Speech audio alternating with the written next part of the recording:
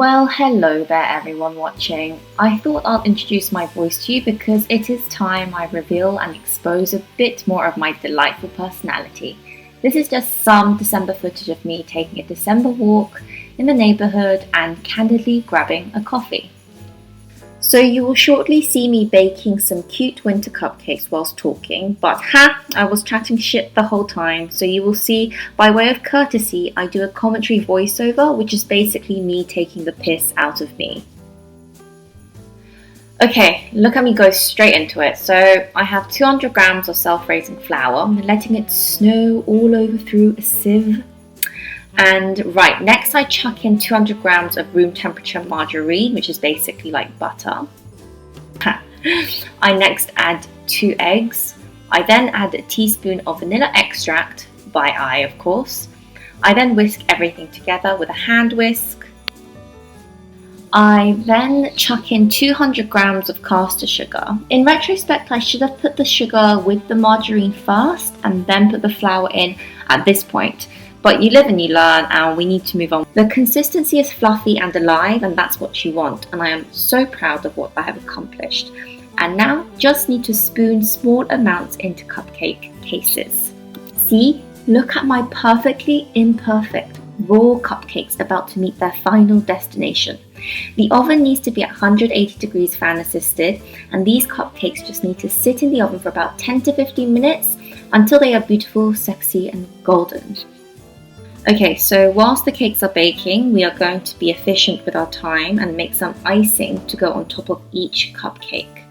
I mixed blue colouring to the icing to create this frozen / Narnia Ice Queen pastel blue. But once the consistency is thick and gooey, like my cute ass, your icing is ready but needs to wait for the cupcakes to be ready too, i.e. cool down. Here is Bisco, my baby boy, the most socially awkward cat you ever may see.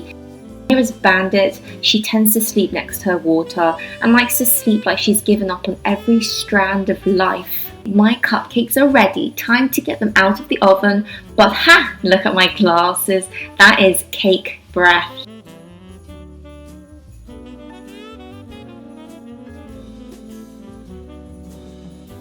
And look at that proud ass face of mine. I made those, mate. If you listen carefully, you can hear the cupcakes whispering and muttering. I know you can't hear it here because I muted the footage, but next time, lean into your cupcakes. Okay, so now leave these babies to cool down, because in my youth, I have indeed exercised my impatience and the icing just didn't really stay still. It just bled on my cupcake. Drip, drip, literally.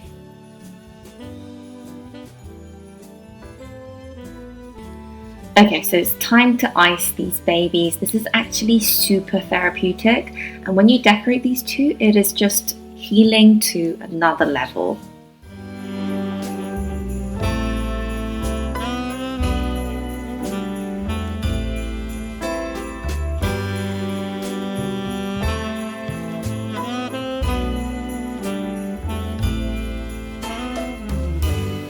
It's Christmas Eve,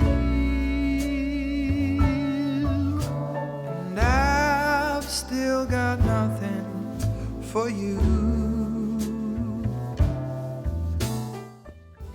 And here is my whipped cream piping bag, which I made with a sandwich bag because creative, but pour also because you can see the cream escaping the bag and not doing what it's supposed to be doing, which is quite disappointing.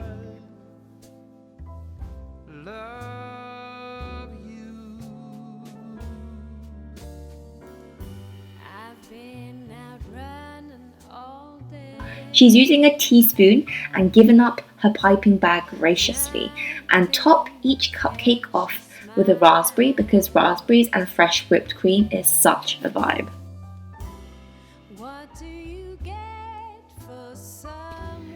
And there we have it, delicious cupcakes to enjoy during the pandemic. Super easy to make with satisfaction guaranteed.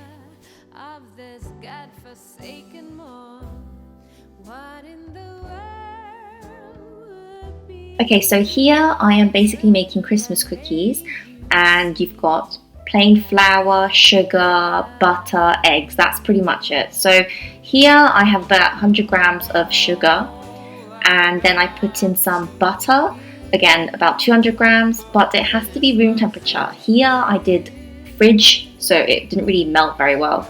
Then I cracked in some eggs. I put about 2 eggs in there, and it's supposed to be really creamy, but it's more like split scrambled eggs, which is kind of sad, but the flour does it. So I then add in the flour, and you just mush everything with your fingers. It's actually really therapeutic, and you have to make it into a cute little dough like a baby's butt. And then I just rolled it out on some plain flour so it doesn't stick to the kitchen top. That was really therapeutic as well, just rolling it out. And then I got my cute little Christmas cookie cutters, and I got like cat ones, I got a sloth, I got a Christmas tree, just everything that was just channeling my 2020 vibe. I got a D for Daniela because that's my name, and I love my name, you know. Just have to give yourself a bit of self-esteem in your cookies. Loads of hearts, loads of stars, you know, just wishing the world well. And then you put that in the oven for about 180 degrees. We cook them for about 20 minutes.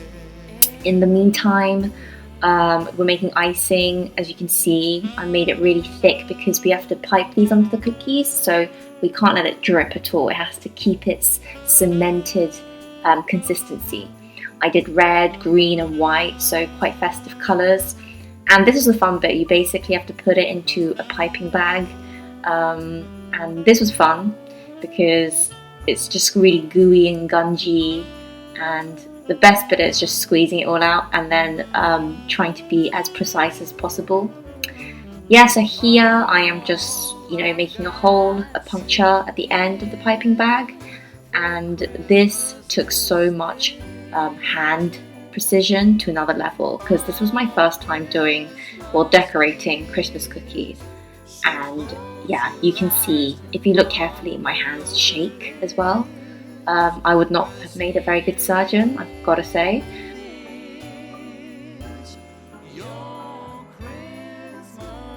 These cookies took about, I want to say, 2 hours to decorate. We made so many cookies, and we basically prepared this as Christmas presents for our family. Usually we would have spent Christmas together, so our whole extended family. So my grandparents, my aunties, my uncles, my mum, but seeing as we're all from a different household, we couldn't gather in this pandemic. So we had to just share the love via cookies. And I mean, look at them. They're so cute. They're not even decorated yet, and they tasted pretty good. They were very Moorish. The cookie itself didn't have a lot of sugar in, so that was strategically well thought out because the sugar from the icing decorations, it just balanced it very, very well. And having that with a cup of coffee, I mean, pretty decent.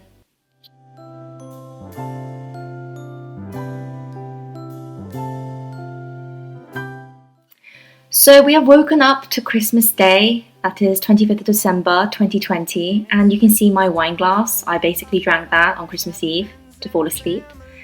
And yeah, I mean, it feels like any other day given the corona. And yes, I started the morning basically writing a strategy of how I was going to cook things in a timely manner. There's just so many things to cook on Christmas Day, so I had to write a strategy, and as you can see, I called it my master plan. Will it go to plan? I do not know. We'll have to find out. Well, you know, prep's so important, as well as hugging Oreo in the morning because she gives me the confidence boost I need in my life. But I thought I could just prepare early and just do my veggie puff pie. It was my first time doing this year, but I think I might do this every year because it just tastes so good. So it's vegetarian, so you start with onions. Just prep all your veggies, so you cut your onions, cut your mushrooms, and your leeks as well. So I did about 1 leek. No, I did 2 actually. Yes, I did 1.5. And then I prepared my stock. So you can use veggie stock, or I chose chicken stock because I feel like it has a deeper flavour. Then you start off with the cooking process itself. So I did a knob of butter. with minced garlic, and oh my god, the smell of minced garlic, butter and chopped onions, it just smells so good. And that's your base. And to the base I added my leeks, because you have to just kind of sweat them out a bit, not cook them, just they have to become this kind of glorious sexy mush together. And to that I added my herbs. I put in some thyme, because that just brings the veggies to life, you know, just brings a joy into this vegetable base, I find. And then I added some mushrooms, and that's kind of like your meat, you could say. It just brings a lot of depth to the dish. Then you season it, you know, salt, do your salty shaking, and then you do your pepper as well, your pepper crunching. And to that, once that's seasoned, you add in your stock. Remember, the stock tends to be seasoned, so you don't need too much salt, I may add. Okay, very important, you need to add some flour, and I would say you just have to keep adding till you get the consistency you like. I personally like the base of the pie to be quite thick, not so runny, not like a soup. So you add some flour, you add some mustard, and then I added in some frozen cauliflower and broccoli. You can add fresh, of course, but I just thought I had a little time efficient method. Then you add your spinach and your single cream, a British single cream. I only put about a couple of drizzles around it, and you can see it just thickens, and the flour does what it's supposed to do. So you just let that sit in the pie tray, and you just let that chill. It's very important you let it chill before you put any pastry or anything on. However, you get ahead of the game and prepare your pastry whilst it's chilling down. So I got puff pastry specifically, that's pre-made, and I used my beautiful star cookie cutter. That can easily be used for pastry dough too. And basically what I will be doing is I will be just cutting out loads of stars and just covering the pie with the stars. So it's a very festive approach to this puff pastry pie. I did little stars as well to basically fill the gaps in with. And once the dish has cooled down, very important, it cools, you just put the stars and arrange them in a very, you know, aesthetically pleasing way. And yeah, it's pretty easy. And then you just let that sit there, and then you put it in the oven when it's ready. And you can see my sister went all on out with the table decor. It's our first time doing Christmas at our house, to be fair, so we kind of spent a lot of effort, reasonable efforts, in trying to make it really pretty and cute, especially given the depressing times we're living in at the moment. Then I moved on with trying to prepare the dessert early. So this is still in the morning. I basically shaved. What do you say? What's the word? Peeled. That's it. I peeled the apples. I did about 3.5 apples, and you just have to cut them down into little small pieces.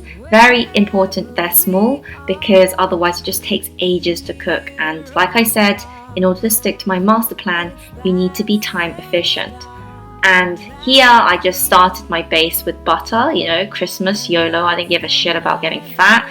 And then I put in my apple little chunks and pieces, and you just need to basically cook them, saute them in butter until they're reasonably cooked. Then you add some sugar. I just did it by eye because it's really down to your taste.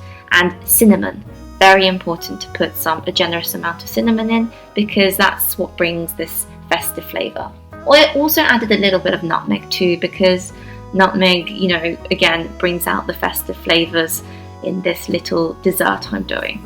Actually, having said that, I haven't explained what I'm making. So I'm making cinnamon apple winter wontons. Sounds like a mouthful, but it's basically phyllo pastry wrapped, not wrapped. So the phyllo pastry wraps the cinnamon apples. It's really, really good. You can serve that with ice cream or custard as well. Really, really amazing Christmassy dessert, and that's quite light. So you just have to kind of butter everything in. That's your glue. And then I got not wooden pegs. What are they called? Plastic coat pegs. And that kept it shaped together. And you keep that in the oven. I kept it 160, so pretty low. Then those phyllo pastry parcels, or wontons shall I say, sit in the oven for about, I want to say 30 minutes, because it's a low heat as well. You just want to wait until the phyllo pastry is really, really crispy.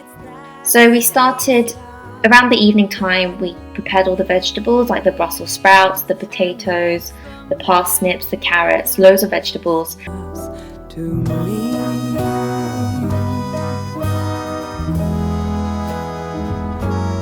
Yeah, the potatoes was pretty simple, but I forgot about them, so you can see they're very mushy.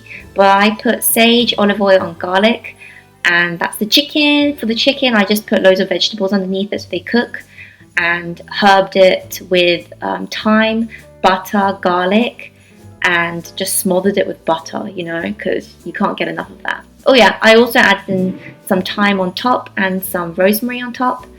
And there we go, guys. That was our Christmas dinner. It looks absolutely delicious. The chicken was cooked so well as the Yorkshire puddings. Anyway, I hope you guys had an amazing Christmas this year, despite it being so different from the usual. But at least, you know, 2020 is nearly done now. And hopefully, fingers crossed, the fucking coronavirus will just bugger off and leave us alone, so that Christmas 2021 we'll be able to spend it with our loved ones. Fingers crossed, guys, and stay safe.